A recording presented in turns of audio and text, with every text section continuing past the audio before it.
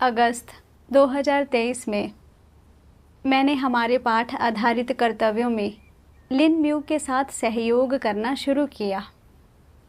लिन mu लंबे समय से यह कर्तव्य निभा रही थी। उसकी काबिलियत अच्छी थी और वह सिद्धांतों से अच्छी तरह वाकिफ थी। चूंकि मैं इस भूमिका में नई थी और सिद्धांतों और पेशेवर कौशलों से अपरिचित थी, मैंने सोचा कि मुझे जल्दी से सिद्धांत समझने और अपने हिस्से की जिम्मेदारी लेने के लिए लिन म्यू से और अधिक सीखना चाहिए।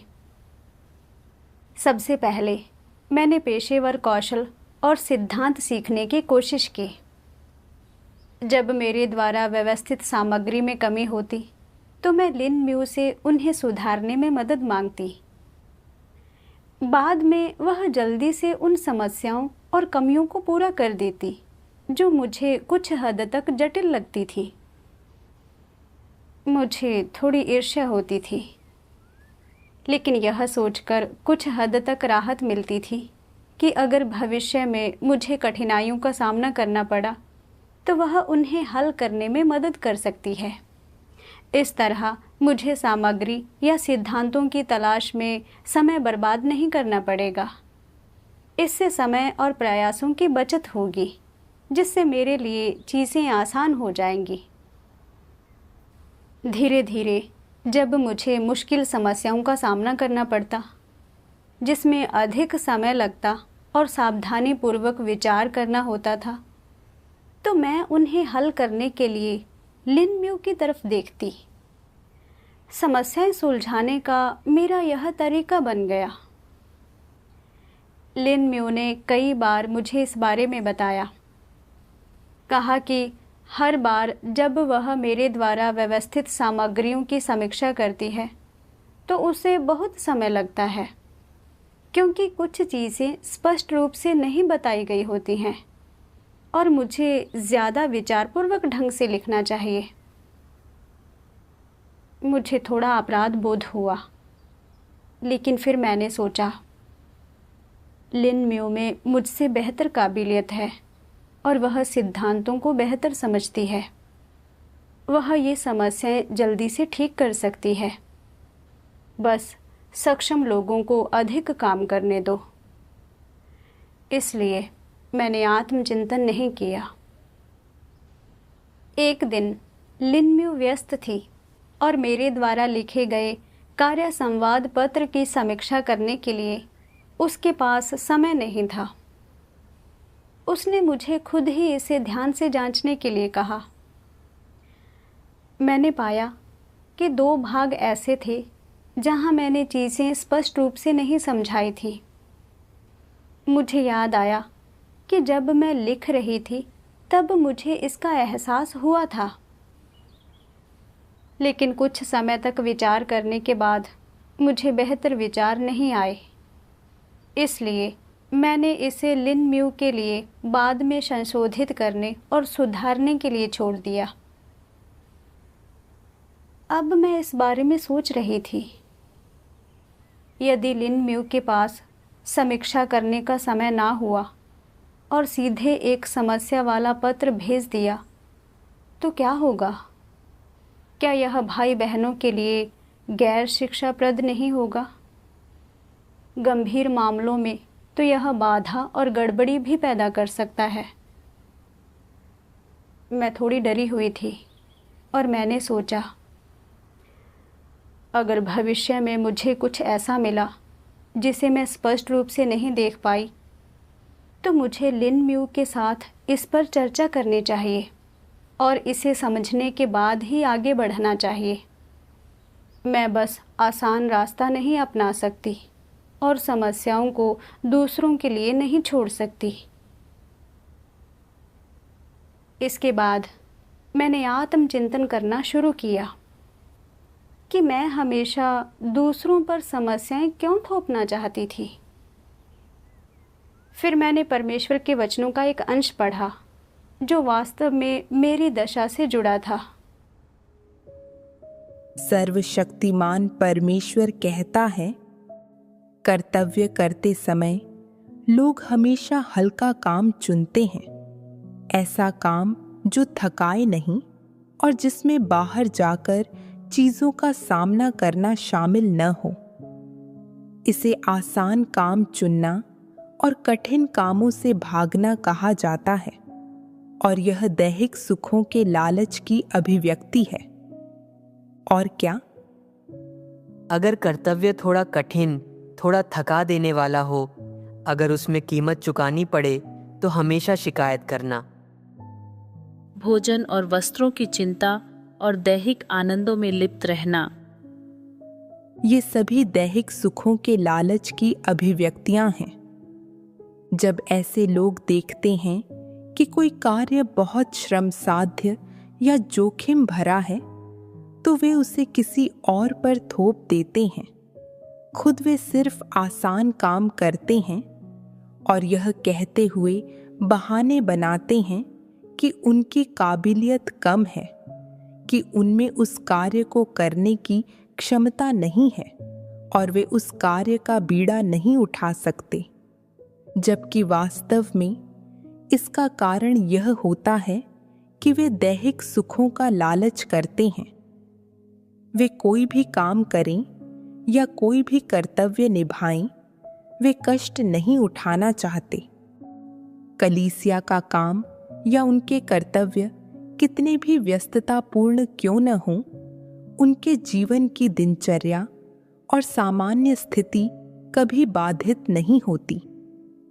वे दैहिक जीवन की छोटी से छोटी बात को लेकर भी कभी लापरवाह नहीं होती और बहुत सख्त और गंभीर होते हुए उन्हें पूरी तरह से नियंत्रित करती हैं।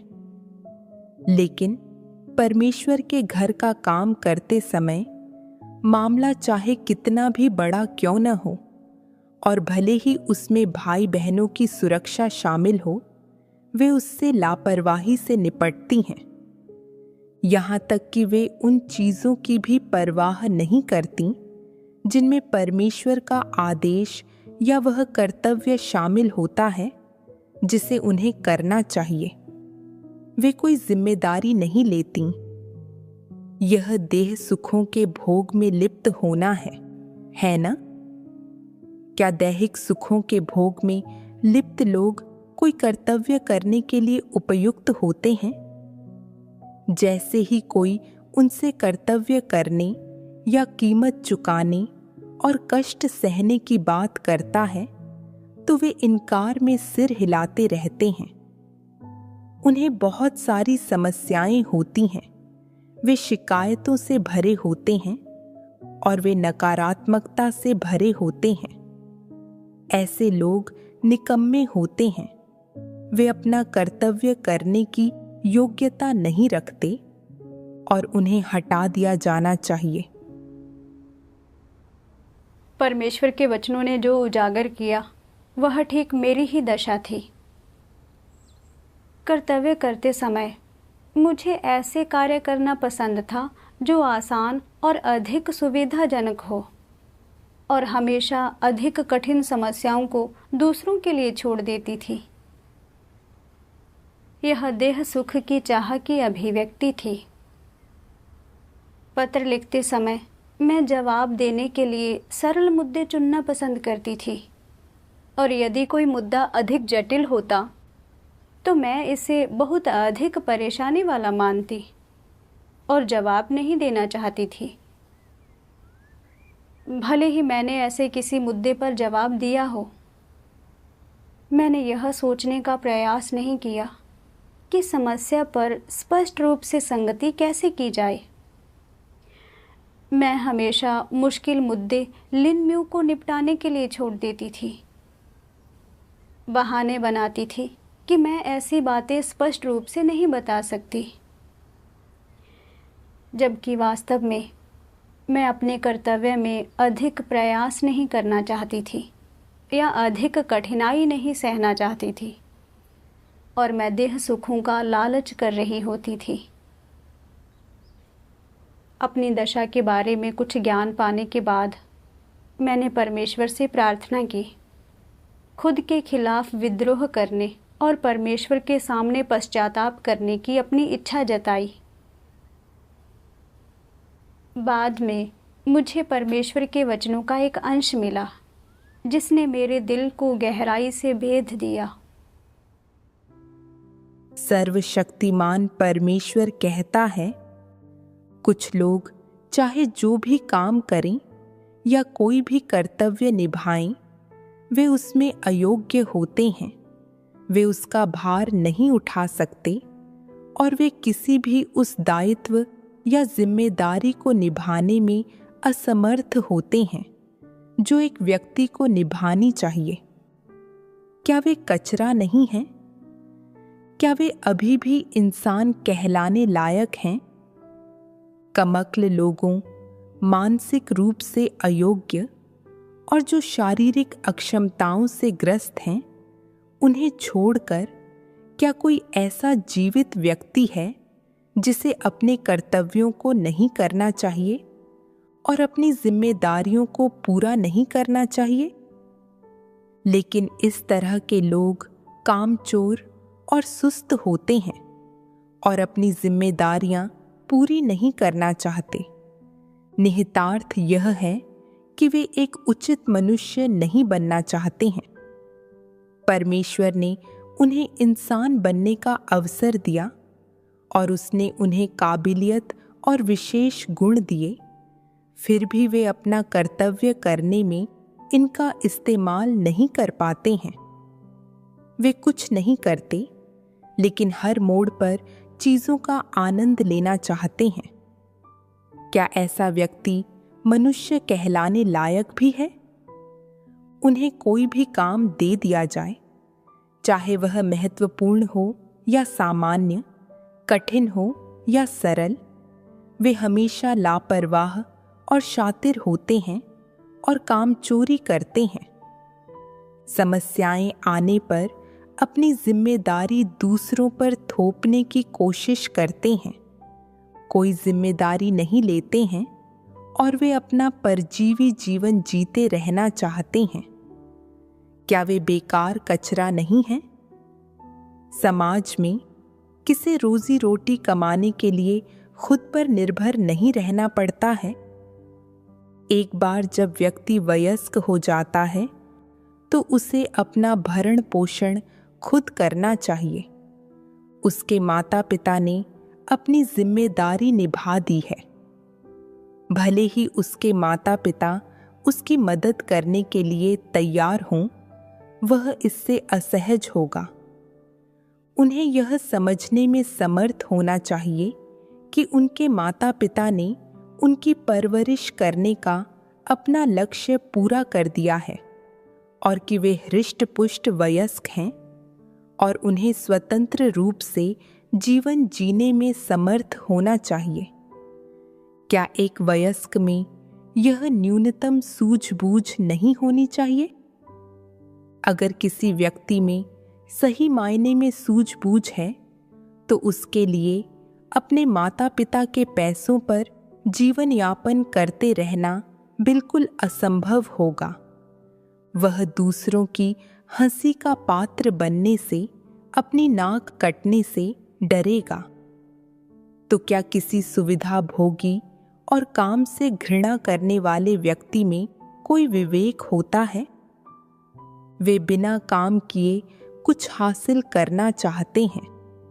वे कभी जिम्मेदारी पूरी नहीं करना चाहते हैं।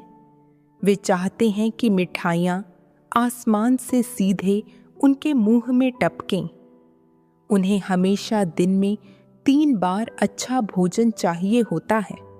वे चाहते हैं कि कोई उनके लिए पलकें बिछाए रहे और वे थोड़ा सा भी कार्य किए बिना बढ़िया खाने पीने की चीज़ों का आनंद लेते रहें। क्या यह एक परजीवी की मानसिकता नहीं है? क्या परजीवियों में ज़मीर और विवेक होते हैं? क्या उनमें ईमानदारी और गरिमा होती है? बिल्कुल नहीं। वे सभी मुफ्तखोर निकम्मे होते हैं, ज़मीर या विवेक से रहित जानवर। उनमें से कोई भी परमेश्वर के घर में बने रहने के योग्य नहीं है।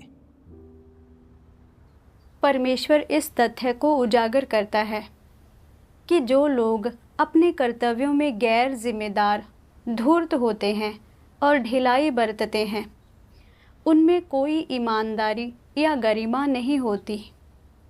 ऐसे लोग परमेश्वर के घर में परजीवी हैं और जगह की बर्बादी हैं। वे कोई योगदान नहीं देते और ऐसे लोग हैं जिन्हें परमेश्वर हटा देता है। परमेश्वर के वचनों पर विचार करते हुए मैं थोड़ी परेशान हो गई। कठिनाइयों का सामना करते हुए मैं उन पर सोचने का प्रयास नहीं करना चाहती थी और हमेशा लिन म्यू पर निर्भर रहती थी और समस्याओं का जवाब देते समय भले ही मुझे पता होता था कि कुछ बातें मुझे स्पष्ट नहीं हैं, मैंने उन पर सोचने के लिए समय नहीं निकाला और इसके बजाय मैंने उनके सुधार का जिम्मा लिन म्यू पर छोड़ दिया। जब उसने मुझे ये समस्याएं बताई तब भी मैंने आत्मचिंतन नहीं किया। इसके बजाय मैंने उस पर भरोसा करना जारी रखा, यह सोचकर इसे उचित ठहराया कि उसके पास बेहतर काबिलियत है और जो लोग अधिक सक्षम हैं उन्हें अधिक काम करना चाहिए। मुझे एहसास हुआ कि मैं अपने कर्तव्य में धूर्त हूँ और ढीली रही हूँ। हमेशा बिना कुछ किए कुछ चाहती हूँ। मैं अपना काम पूरा करने के लिए दूसरों पर निर्भर थी और मैं कोई भी जिम्मेदारी उठाने में विफल रही। इतने साल तक परमेश्वर के वचनों के सिंचन और पोषण का आनंद लेने के बाद मैं अभी भी अपने कर्तव्यों में लापरवाह थी और ढिलाई बरत रही थी और उन जिम्मेदारियों को उठाने में असमर्थ थी जो मुझे उठानी चाहिए थी। क्या मैं पूरी तरह से बेकार नहीं थी और मुझ में ईमानदारी और गरिमा का नामो निशान तक नहीं था? यह उन माता पिता की तरह है जो बच्चे को वयस्क होने तक पालने में कड़ी मेहनत करते हैं, लेकिन जब बच्चे को स्वतंत्र होना चाहिए तो वे बहाने के तौर पर अलग अलग मुश्किलों का हवाला देते हैं। खुद का भरण पोषण करने के लिए काम करने को तैयार नहीं होते और अपने माता पिता पर निर्भर बने रहते हैं। इससे इन माता पिता को कैसा महसूस होता है? पाठ आधारित कर्तव्य सौंपे जाने के बाद मुझे इस अवसर को संजोना चाहिए था। पेशेवर कौशल और सिद्धांत सीखने के लिए अधिक प्रयास करने चाहिए थे और उन चीज़ों पर लिन म्यू से मार्गदर्शन मांगना चाहिए था जो मुझे समझ नहीं आती थी, ताकि मैं सिद्धांतों को जल्दी से समझ सकूं और अपने हिस्से की जिम्मेदारियां उठा सकूं। लेकिन मैंने हमेशा मानसिक प्रयास करने से इनकार कर दिया। इसके बजाय दूसरों पर निर्भर रहने का चुनाव किया। अपने कर्तव्यों के प्रति मेरा यह रवैया परमेश्वर के लिए घृणित और नफरत भरा था, और अगर मैं अपने तौर तरीके ना बदलती तो मैं पूरी तरह से बेकार हो जाती। बाद में मैंने परमेश्वर के वचनों का एक अंश पढ़ा। सर्वशक्तिमान परमेश्वर कहता है, अपने कर्तव्य के निर्वहन में कुछ लोग कोई कष्ट सहने को तैयार नहीं रहते और कोई भी समस्या सामने आने पर वे शिकायत करते हैं कि यह कठिन है और कीमत चुकाने से इनकार कर देते हैं। यह कैसा रवैया है? यह अनमना रवैया है। अगर तुम अपना कर्तव्य अनमने होकर निभाओगे, इसे अनादर के भाव से देखोगे, तो इसका क्या नतीजा मिलेगा? तुम एक ऐसे कर्तव्य में भी एक अच्छा कार्य करने में असफल रहोगे जिसे तुम अच्छे से निभाने के काबिल हो। तुम्हारा प्रदर्शन मानक स्तरीय नहीं होगा और कर्तव्य के प्रति तुम्हारे रवैये से परमेश्वर बहुत असंतुष्ट होगा। अगर तुमने परमेश्वर से प्रार्थना की होती, सत्य खोजा होता, इसमें अपना पूरा दिल और दिमाग लगाया होता, अगर तुमने इस तरीके से सहयोग किया होता, तो फिर परमेश्वर पहले ही तुम्हारे लिए हर चीज तैयार करके रखता, ताकि जब तुम मामलों को संभालने लगो तो हर चीज दुरुस्त रहे और तुम्हें अच्छे नतीजे प्राप्त हों। तुम्हें बहुत ज्यादा ताकत झोंकने की जरूरत न पड़ती। तुम हर संभव सहयोग करते तो परमेश्वर तुम्हारे लिए पहले ही हर चीज की व्यवस्था करके रखता। अगर तुम धूर्त और सुस्त हो, अगर तुम अपना कर्तव्य ठीक से नहीं निभाते और हमेशा गलत रास्ते पर चलते हो, तो फिर परमेश्वर तुम में कार्य नहीं करेगा। तुम यह अवसर खो बैठोगे और परमेश्वर कहेगा, तुम किसी काम के नहीं हो, मैं तुम्हारा उपयोग नहीं कर सकता। जाकर एक तरफ खड़े हो जाओ। तुम्हें चालाक बनना और सुस्ती बरतना पसंद है ना? तुम्हें आलसी होना और आराम में लिप्त होना पसंद है ना? तो फिर ठीक है, हमेशा आराम में ही लिप्त रहो। परमेश्वर यह अनुग्रह और अवसर किसी और को देगा। तुम लोग क्या कहते हो, यह हानि है या लाभ? यह बहुत बड़ी हानि है। परमेश्वर के वचनों पर विचार करते हुए मुझे एहसास हुआ कि जब हम अपने कर्तव्यों में कठिनाइयों से जूझते हैं, अगर हम अपना पूरा दिल और मन अपने कर्तव्यों में लगाते हैं, कीमत चुकाने के लिए तैयार रहते हैं और सत्य खोजते हैं, तो परमेश्वर हमें प्रबुद्ध करके हमारा मार्गदर्शन करेगा। जितना अधिक हम इस दृष्टिकोण को लागू करते हैं, आगे का रास्ता उतना ही स्पष्ट होता जाता है और हमारे विचार अधिक सुस्पष्ट होते जाते हैं। लेकिन अगर हम कठिनाइयों से जूझते हुए सत्य सिद्धांत खोजने का प्रयास नहीं करते और इसके बजाय हमेशा ढिलाई बरतते हैं, तो अंत में हमें कुछ भी हासिल नहीं होगा और हम कोई भी कर्तव्य अच्छी तरह से नहीं कर पाएंगे और अंततः हम ढिलाई बरतने के कारण बेनकाब करके हटा दिए जाएंगे और अपने कर्तव्य करने का अवसर गंवा देंगे। पीछे मुड़कर देखें तो जब मैंने पहली बार यह कर्तव्य करना शुरू किया था, तो मैंने बहुत सोचा था और प्रयास किया था। लेकिन बाद में जब मैंने देखा कि लिन म्यू ने कुछ सिद्धांतों में महारत हासिल कर ली है और उसका काम अधिक कुशल है, तो मैंने मुश्किल काम उसके ऊपर छोड़ने शुरू कर दिए ताकि मैं सब कुछ आसानी से कर सकूं। वास्तव में भले ही लापरवाही करने से मैं पीड़ा और थकावट से बच गई थी, मैंने पेशेवर कौशल और सिद्धांतों को समझने में बिल्कुल भी प्रगति नहीं की थी और मैं दूसरों पर बोझ भी बन गई थी। अगर मैं इसी तरह चलती रहती तो बस परमेश्वर द्वारा घृणा करके हटाए जाने का पात्र बन जाती। इसने मुझे प्रभु यीशु के वचनों की याद दिला दी, जिसके पास है उसे दिया जाएगा और उसके पास बहुत हो जाएगा, पर जिसके पास कुछ नहीं है, उससे जो कुछ उसके पास है वह भी ले लिया जाएगा।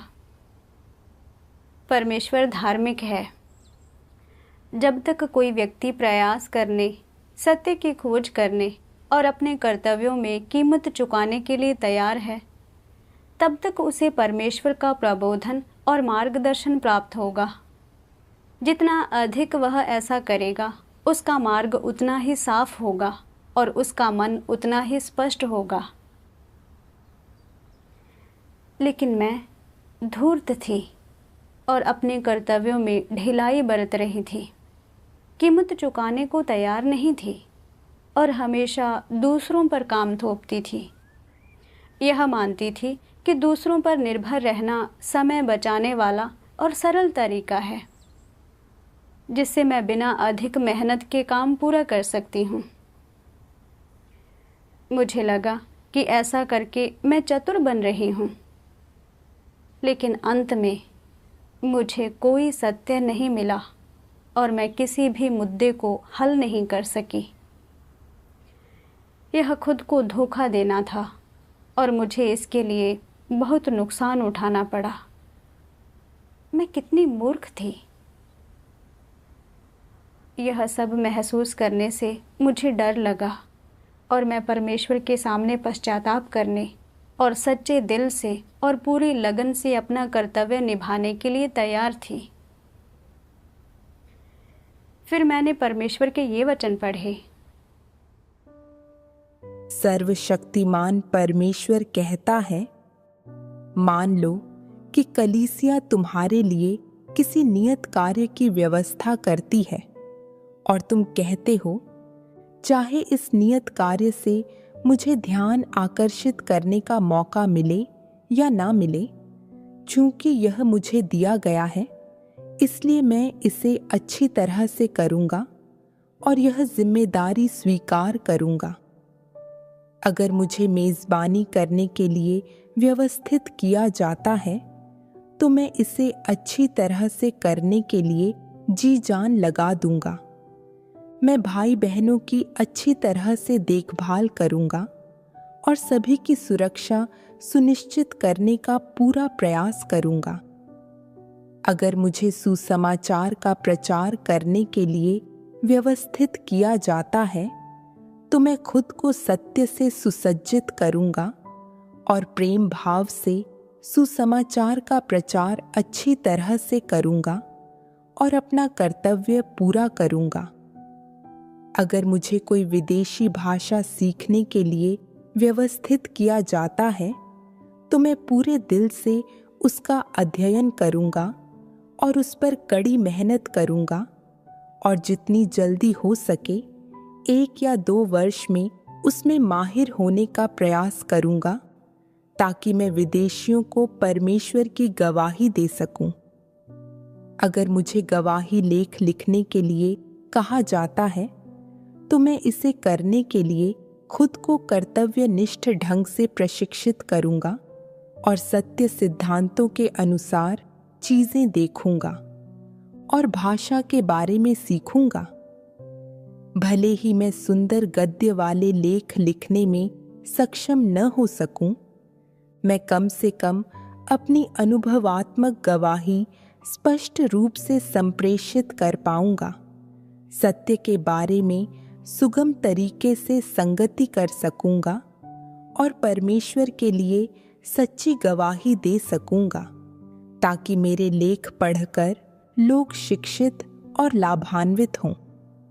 कलीसिया मुझे जो भी काम सौंपेगी मैं उसे पूरे दिल और ताकत से करूँगा। अगर कुछ ऐसा हुआ जो मुझे समझ न आए या अगर कोई समस्या सामने आई तो मैं परमेश्वर से प्रार्थना करूँगा, सत्य की तलाश करूँगा, सत्य सिद्धांतों के अनुसार समस्याओं का समाधान करूँगा और नियत कार्य अच्छी तरह से करूँगा। मेरा जो भी कर्तव्य हो मैं उसे अच्छी तरह से करने और परमेश्वर को संतुष्ट करने के लिए अपना सब कुछ इस्तेमाल करूँगा। मैं जो कुछ भी हासिल कर सकता हूँ उसके लिए मैं वह जिम्मेदारी उठाने का भरसक प्रयास करूँगा जो मुझे उठानी चाहिए और कम से कम मैं अपने ज़मीर और विवेक के खिलाफ नहीं जाऊँगा, लापरवाह नहीं होऊंगा, शातिर नहीं बनूंगा और कामचोरी नहीं करूंगा और ना ही दूसरों की मेहनत के फलों में लिप्त होऊंगा। मैं जो कुछ भी करूंगा वह ज़मीर के मानक से नीचे नहीं होगा। यह स्व आचरण का न्यूनतम मानक है, और जो व्यक्ति इस तरह से अपना कर्तव्य करता है वह ज़मीर और सूझबूझ वाला व्यक्ति माना जा सकता है। अपना कर्तव्य करते समय तुम्हें कम से कम साफ ज़मीर वाला व्यक्ति होना चाहिए, और तुम्हें कम से कम दिन में 3 बार भोजन करने के लायक होना चाहिए और मुफ्तखोर नहीं होना चाहिए। इसे जिम्मेदारी की भावना होना कहते हैं। चाहे तुम्हारी क्षमता ज्यादा हो या कम, और चाहे तुम सत्य समझते हो या नहीं, जो भी हो, तुम्हारा यह रवैया होना चाहिए। चूंकि यह कार्य मुझे करने के लिए दिया गया था, इसलिए मुझे इसे गंभीरता से लेना चाहिए। मुझे इसे अपनी जिम्मेदारी बनानी चाहिए, और मुझे इसे अच्छी तरह से करने के लिए अपना पूरा दिल और ताकत लगा देनी चाहिए। रही यह बात कि मैं इसे पूर्णतया अच्छी तरह से कर सकता हूँ या नहीं, तो मैं कोई गारंटी देने की कल्पना तो नहीं कर सकता, लेकिन मेरा रवैया यह है कि मैं इसे अच्छी तरह से करने के लिए अपना भरसक प्रयास करूँगा, और मैं यकीनन इसके बारे में लापरवाह नहीं होऊंगा। अगर काम में कोई समस्या आती है तो मुझे जिम्मेदारी लेनी चाहिए और सुनिश्चित करना चाहिए कि मैं इससे सबक सीखूं और अपना कर्तव्य अच्छी तरह से करूं। यह सही रवैया है। परमेश्वर के वचनों से मुझे समझ आया कि चाहे हम अपने कर्तव्यों में कितनी भी कठिनाइयों या समस्याओं का सामना करें, हमें ईमानदारी से प्रार्थना करनी चाहिए, परमेश्वर पर भरोसा करना चाहिए और सिद्धांत खोजने चाहिए। हमें वह सब करने की ज़रूरत है जो हम कर सकते हैं और करना चाहिए। कार्यों को प्रभावी ढंग से पूरा करने के लिए अपनी पूरी ताकत लगानी चाहिए। हमें लापरवाह, धूर्त या सुस्त नहीं होना चाहिए। अपने कर्तव्यों के प्रति ऐसा रवैया रखने से परमेश्वर संतुष्ट होगा। आत्मचिंतन करने से मुझे एहसास हुआ कि जब मुझे अपने कर्तव्य में कठिनाइयों या समस्याओं का सामना करना पड़ा, तो परमेश्वर पर भरोसा करने और सत्य सिद्धांत तलाशने के बजाय मैंने अक्सर लिनम्यू पर भरोसा किया, उसके श्रम का फल भोगा। मैं वह करने में भी विफल रही जो कम से कम मुझे करना चाहिए था। अपना पूरा दिल लगाने और ताकत झोंकने की तो बात ही छोड़ दो। यह परमेश्वर के घर में मुफ्तखोर होने जैसा था। इसलिए मैंने परमेश्वर से प्रार्थना की और पश्चाताप किया, अधिक सिद्धांत खोजने की अपनी इच्छा जताई और कठिनाइयों या उन चीज़ों पर विचार करने के लिए अधिक प्रयास किए जो मुझे समझ में नहीं आई, और यह निर्णय लिया कि मैं केवल तभी लिनम्यू से मदद मांगूंगी जब मैं वास्तव में उन्हें हल नहीं कर पाऊंगी। इसके बाद के काम में मैंने अपने कर्तव्य के प्रति अपने रवैये की बार बार जांच की। जब मुश्किल कामों से जूझने के दौरान मैं बचना चाहती थी, तो मैंने सचेत रूप से खुद के खिलाफ विद्रोह किया, अपने दिल को शांत किया, परमेश्वर से प्रार्थना की और उन पर पूरी लगन से विचार किया। अब मैं उन्हें दूसरों पर थोपने के बारे में नहीं सोचती थी। एक बार लिनम्यू और मैंने एक दस्तावेज की समीक्षा की जिसमें कई समस्याएं थीं। हमें संबंधित सिद्धांत देखने, हर चीज़ पर पूरी तरह से विचार करने और सभी मुद्दे उजागर करने की ज़रूरत थी। मैं चाहती थी कि लिनम्यू इसे संभाले, लेकिन आश्चर्य यह कि उसने सुझाव दिया कि मैं ही इसे करूं। बिना सोचे समझे मैंने जवाब दिया, तुम चाहती हो कि इसे मैं ही करूं।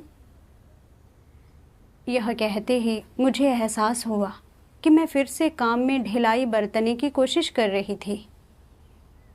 मैंने तुरंत परमेश्वर से खुद के खिलाफ विद्रोह करने की प्रार्थना की।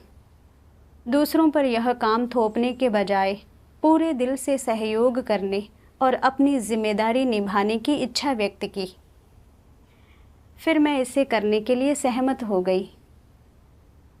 कार्य पर जुटते समय मैंने प्रार्थना की और परमेश्वर पर भरोसा किया और सिद्धांतों पर विचार करने पर ध्यान केंद्रित किया। भले ही इसमें अधिक समय लगा, लेकिन मुझे आगे बढ़ने का रास्ता मिल गया। जब मैंने अपनी पूरी ताकत लगाई और अपने कर्तव्य को पूरा करने में अपनी जिम्मेदारी निभाई, तो मुझे सुकून मिला। इस अनुभव के माध्यम से मुझे एहसास हुआ कि लिन म्यू के साथ काम करने की व्यवस्था करने में परमेश्वर की सद्भावना थी, इस मायने में कि उसकी काबिलियत मुझसे बेहतर थी और कुछ सिद्धांत समझती थी, और अगर मुझे कुछ ऐसा मिलता जो मुझे समझ में नहीं आता तो मैं उससे पूछ सकती थी और उससे सीख सकती थी। यानी वह मुझे सिद्धांतों को बेहतर ढंग से समझने में मदद कर सकती थी, जिससे मेरी कमज़ोरियां दूर हो जाती। अगर मैं हमेशा दैहिक सुख तलाशती और बस सारी समस्याओं को उस पर थोप देती, तो मैं कुछ नहीं सीख पाती या कोई प्रगति नहीं कर पाती। अब जब मैं समस्याओं का सामना करती हूँ, तो मैं उन्हें तुरंत लिन म्यू पर नहीं थोपती। इसके बजाय मैं उन्हें अपने दिल से हल करती हूँ, सत्य सिद्धांतों की खोज पर ध्यान केंद्रित करती हूँ और केवल तभी उसके साथ चर्चा करती हूँ जब मैं वास्तव में कुछ समझ नहीं पाती। इस तरह से अपना कर्तव्य निभाने से मुझे बहुत अधिक मानसिक शांति मिलती है।